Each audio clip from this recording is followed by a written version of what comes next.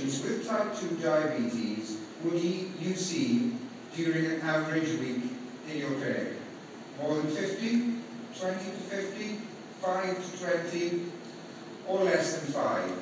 So this gives us a feel for what the burden of clinical challenge that we face on a weekly basis is. So please vote now.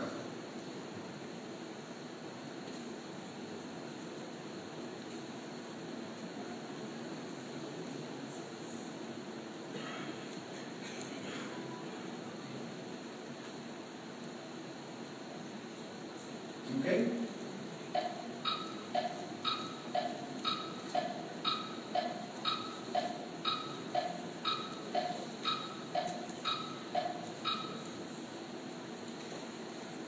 Okay.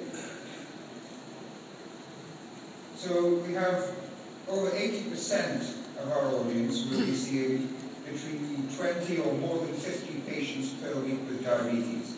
So that reflects the level of clinical experience that we have within the room today with us. So I think we're really in for a fascinating and encouraging and exciting day in terms of debate and discussion.